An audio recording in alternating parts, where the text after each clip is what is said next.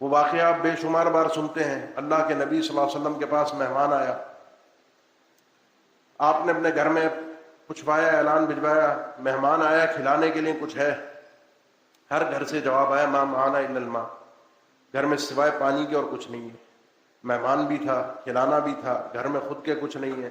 تو آپ صلی اللہ علیہ وسلم نے فرمایا من یضیف ضیف رسول اللہ، آج اللہ کے نبی صلی اللہ علیہ وسلم کے مہمان کو کون اپنا مہمان بنا کر لے جائے گا؟ اللہ کے نبی صلی اللہ علیہ وسلم کا مہمان کو مہمان بنانا. مجمع سے ایک شخص کھڑا ہوا، انصاری صحابی تھا، اللہ کے نبی مجھے دے دیجئے، میں اس کی مہمان نوازی کروں گا. پیچھے گھر میں کیا ہے، کیا معاملات ہیں، ہے یا نہیں ہے، وہ ہمارے والے ماحول والے لوگ نہیں تھے، وہ بھی لے گئے.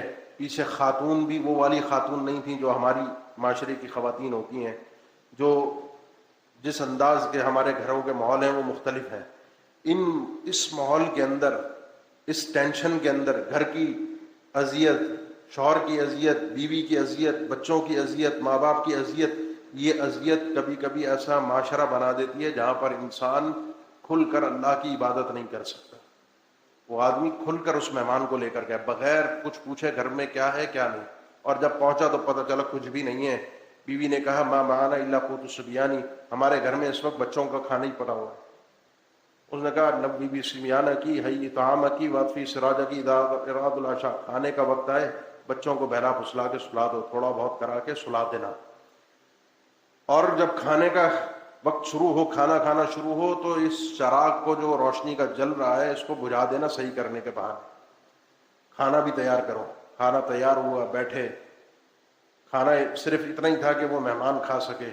اس چراغ کو، یہ بھی بخاری مسلم کی حدیث ہے، ٹھیک کرنے کے بہانے اس کو بجھا دیا گیا. اندھیرا تھا، مہمان نے کھانا کھایا، فیجعلانی یوریانی ہی، وہ دونوں اس انداز سے حرکتیں اپنے ہاتھ اور منہ کو چلا رہے تھے کہ اس کو یہ اندھیرے میں دکھا رہے تھے وہ کھانا کھا رہے ہیں. ہاتھ روٹی تک، سالن تک، جو بھی کھانے کی چیز تھی کھانے تک جائے، منہ تک آئے. اندھیرا ہے، مہمان کو لگ رہا ہے یہ ہاتھ چل رہا ہے، کھانا ان کے پیٹ میں جا رہا ہے. گیا دونوں کے نہیں تھا. اللہ کے نبی صلی اللہ علیہ وسلم کا مہمان تھا، اس کی مہمان نوازی انہوں نے پوری کر دی. صبح ہوئی، اللہ کے نبی صلی اللہ علیہ وسلم کے پاس فجر میں پہنچے.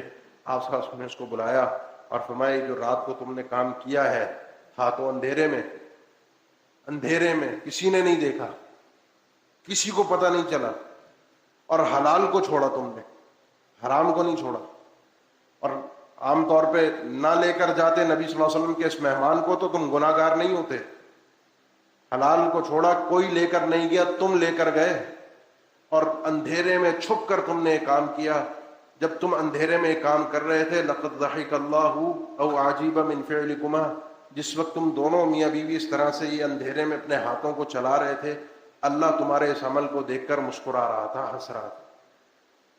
اللہ کے لیے تھا، خاموشی سے تھا، تنہائی میں تھا، کوئی نہیں کر رہا تھا، حلال کو چھوڑا تھا.